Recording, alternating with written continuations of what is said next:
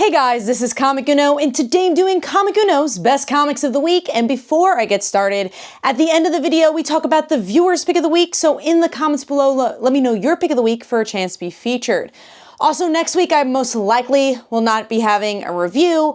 I'll be tabling in Artist Alley for Emerald City Comic Con, so I'll be traveling to Seattle. So I most likely will miss my comic reviews, but you know, keep updated with that. And if you're in Seattle, if you are in Emerald City Comic Con, go see us in Artist Alley.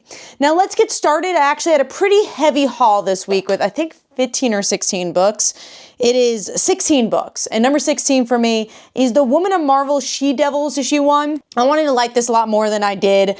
I love seeing the female heroes of Marvel. I enjoy those stories a lot usually. So I was looking forward to this. I thought maybe it'd be an anthology and we just get to see some fun stories with our female heroes. Here it was a bit more connected than I thought it would be, which is weird because usually I like that more. But I just feel like there wasn't a lot of story to bring them together. I felt like the artwork was a little weak here. It kind of is an anthology at the same time because you have this, I actually don't know who this character is from the Savage Lands.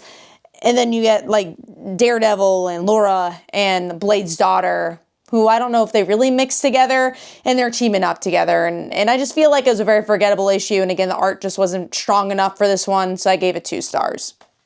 Moving on to number 15, a book I was looking forward to, sad to see it so low, and that is the Red Hulk issue 1. If you like the Captain America movie that just came out, you might like this. It has a very similar vibe to that. What I disliked about this issue though is that it's an ongoing book, or at least it's said to be an ongoing book, and it's so heavily connected to Doom, One World Under Doom, and I hate when series start out that way because you want to find its identity. You want to see it as a series before it ties into an event, unless it's a mini-series for an event or a one-shot. So to have an ongoing book start this way, I feel like it'd be weird, and then most of the time these ongoing books that don't succeed as well, they're like, it was a mini-series this whole time, even though it wasn't supposed to be.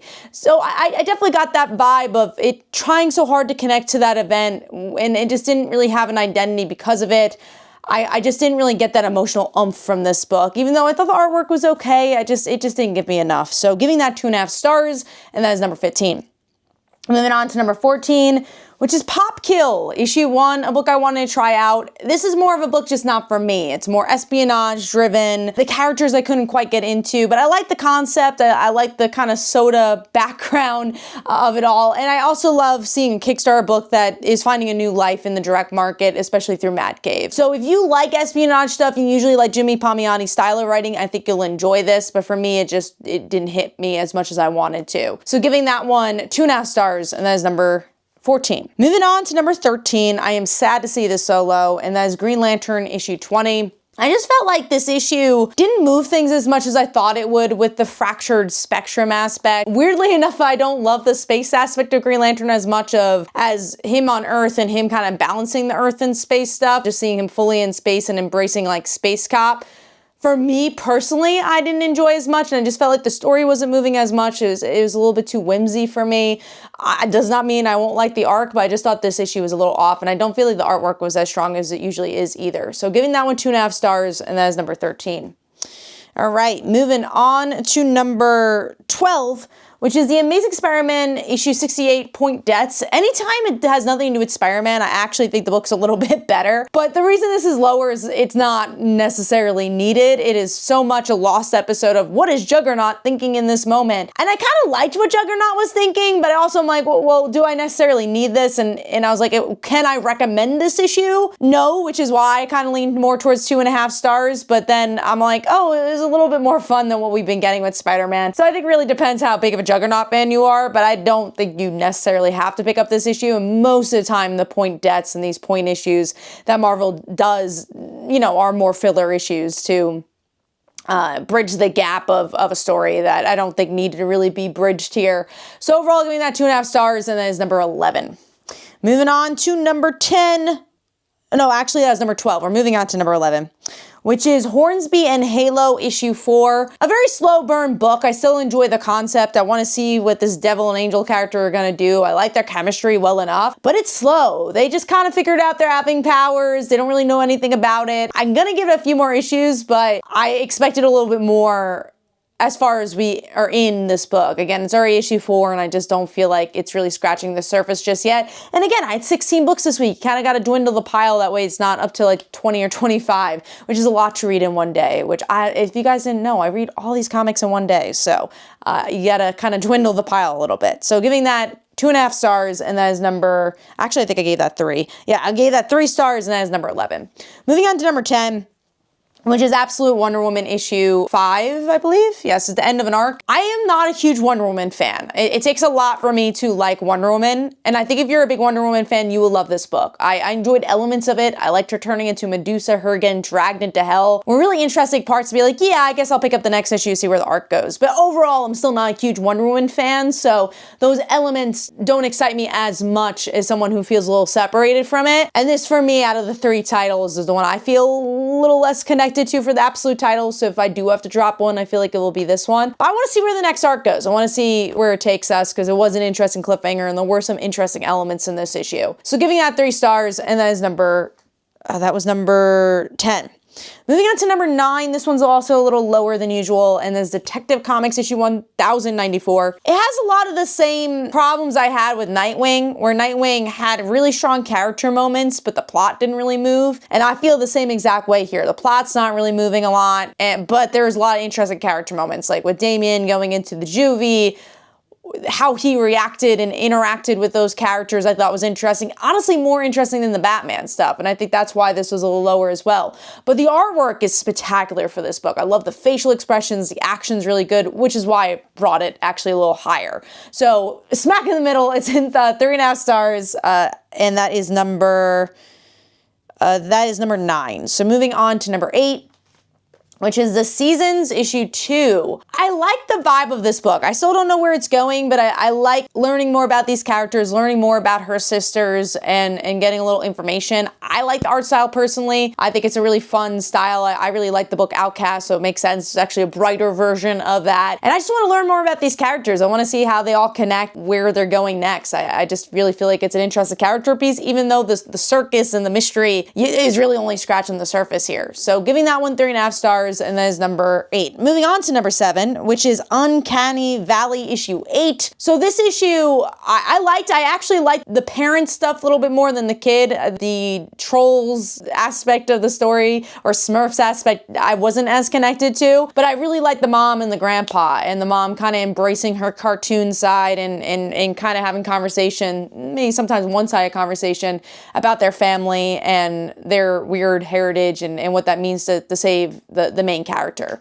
So, I really like the ending too. It was a little bit of a slower issue until you get to that cliffhanger where the mom just leaps off a bridge and is like, all right, I hope that my cartoon self will save me, because I'm going to take a literal leap of faith. So, my battery is low, so just reading that. I think we'll survive though for the battery of this video. So yeah, overall I'm gonna give that one 3.5 stars, and that is number 7.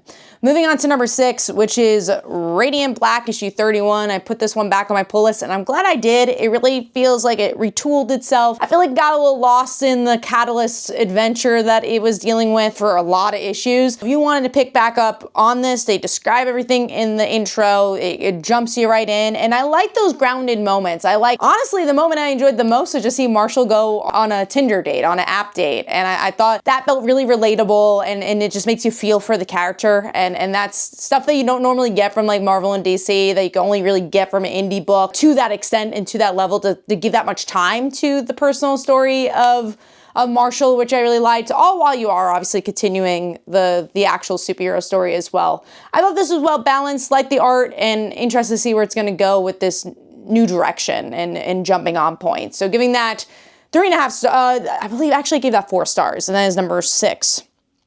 Moving on to number 5, a new book from Dark Horse, Jumpscare, issue 1. I really like this one. It's Cullen Bunn, who's great with horror books, and the artist who did Red Mother and Regression and has worked with Cullen Bunn in the past. Artwork fits really well for this, about this girl who loves horror movies. You actually see references of horror movies throughout the comic, like especially like D-list, C-list horror movies and objects that were shown in those movies. And she's a superhero, and you get that like origin story, but you also get this interesting interesting contrast of this gritty girl who loves horror movies with this posh family that she has, and you think, okay, well, the posh family doesn't like her, but in the end, her sister gets kidnapped and she has to save her sister. So obviously, you know, really great hook there, and just a like fun spin on horror, but then also the superhero genre. I just think it really sold me on it and gave me by far enough to read issue 2. So I'm going to give that 4 stars, and that is number 5.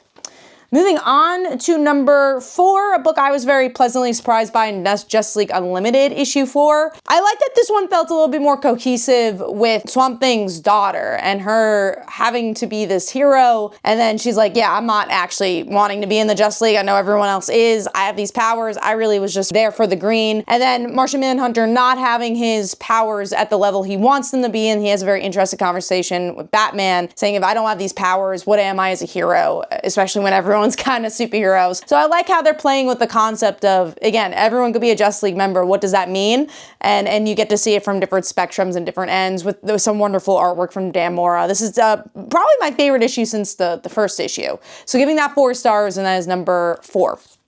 Moving on to number 3, which is Black Canary, Best of the Best, issue 4. If you are a fan of Black Canary, I very much recommend this book. It goes back to her relationship with Oliver and how she fell in love with him, but you intercut between this battle of like, is she gonna win? Is she not gonna win between her and Lady Shiva? All while you're also investigating her relationship with her mom and how she trained for this battle. I think the timelines worked here. Sometimes you feel like maybe 3 timelines are too much, but again, it somehow is really cohesive, and it's building to this mystery of, will she win? Will she not win? What normally would be, well, she wins or doesn't win, which could be kind of boring, a bit more exciting. Good artwork. I'm enjoying this one. So giving that 4 stars, and that is number 3. Moving on to number 2, and it kind of plays into the main title here. What is the best superhero books on stands? And for me, it's a real toss-up between this book and the one that's my number 1. So let's talk about Ultimate Spider-Man issue 14. And we'll talk about what is the best superhero book and why when we get to the number 1. But Ultimate Spider-Man, you know, anytime I feel like I'm not gonna like an arc, it always surprises me, because I was like, oh, you know, do I care about the Savage Lands? Do I care about like Kraven in this form? Because usually I do like Kraven, but it has a lot of twists and turns. I really like that Black Canary's might be a love interest to not Peter, but Peter's son. I didn't see that one coming. I didn't know her age. So when it revealed that and you kind of see their dynamic, you're like, oh wow, they could be love interests for each other. So I thought that was cool. And then you kind of go into the Peter and Harry stuff. And Harry dies, quote, maybe, like it seems like he does. And what does that mean for Peter's journey as a hero, that he didn't pull the trigger? Is this a version of Peter where he does kill, and what does that mean for our hero? What does that mean for the relationship between him and his family? The family has to go on the run now. There's just so many elements you could play with from an emotional standpoint to an action standpoint. I feel like this issue sets up for a lot of great things, and I just think it did it very masterfully. Again, from the quieter moments with Peter's son to the kind of more heightened moments with Peter and Harry. So giving that one 4.5 stars. Moving on to number 1, which is Superman issue 23. So first, before I jump into this issue, I want to talk about that main topic of what is the best superhero book on stands and why I believe it's Superman. Now, it's hard because I love both Ultimate Spider-Man and Superman. Those are probably the 2 titles for me that, and believe it or not, they came out in the same week, that are fighting for that crown. As a bigger Spider-Man fan, I want to say Spider-Man, but the reason I think Superman has the leg up right now is because Ultimate Spider-Man is ultimately an alternate universe. It can already do anything it wants. It can be anything it wants to be, and it succeeds in that way. The reason why I think Superman is the best superhero book on stands is because it's playing in the parameters of the regular universe, still doing so much to succeed. And it goes from the writing to the art. You have Dan Mora on art, which is like, I can't believe he's doing 2 titles right now with Justice League Unlimited and this title. Is he still doing World's Finest too? If he is, that's crazy to have 3 books on a monthly basis that he's doing. And then Joshua Williamson, who's just like killing it. You know, it's a love letter to Superman. It feels like everything we've ever had with Superman. And again, something you can't really do in an ultimate universe or an alternate universe is to go to basics and just play with the basics, but then kind of feel bigger than that. And I think this run does that very well, where it is just the basics. You know, you have to play in that toy box, but it has guts to do other things. You know, having Lois be Superwoman, I think has been a fun element. Having Jimmy get shot was not shocking, but it brings some tension. And there's a lot of like soap opera stuff in play. Lex Luthor being a hero, will he stay a hero? Doomsday being this middleman as a villain and promising this weird future. Like almost every page has information that kind of keeps you on the edge of your seat. And sometimes for me, superhero books from DC and Marvel don't have that. Sometimes like, oh, that was point A to point B. Nothing felt like it really happened too much. And then Superman, I feel like things always are happening. Again, every panel, every page, something's being revealed. There's a character moment or action piece or cliffhanger. And it just, the pacing is brilliant from this for, again, a plot, for the plot and for the character work with some amazing facial expressions by Dan Mora. And it just keeps being on the top of its game of feeling so different from other Superman runs, but somehow still feeling like every other Superman run, and that's such a magical feeling for a superhero book. And I think what's impressed me the most about Superman is I'm not usually a Superman fan. I tend not to pick up Superman runs very often unless they impress me. So to have this book not just for me to like it, but for me to be this hooked, I think is a really powerful thing, which is why I think Superman is actually the best superhero book on stands. And again, this issue in particular does a lot of interesting things, especially with Lois and her moral compass and her decide, kind of in a similar way with Ultimate Spider-Man, is like, did she make the right decision? You know, Jimmy got hurt, so maybe I didn't make the right decision. All while you are in the background reminded that she has her powers because of Zod. So is that going to play a part as well? So great books over here, both Ultimate Spider-Man and Superman. But Superman is my pick of the week with 4.5 stars. Hopefully you guys enjoyed. Let me know in the comments below what your favorite book is of the week and maybe even of the superhero books on stands currently. You can even throw in like a Radiant Black indie book as well. But hopefully you guys enjoyed. In the comments below, let me know your pick of the week. And last week's viewer's pick of the week was New Gods. And here are some comments about that. Hopefully you guys enjoyed. This is Comic Uno, and I'll see you guys in the next one.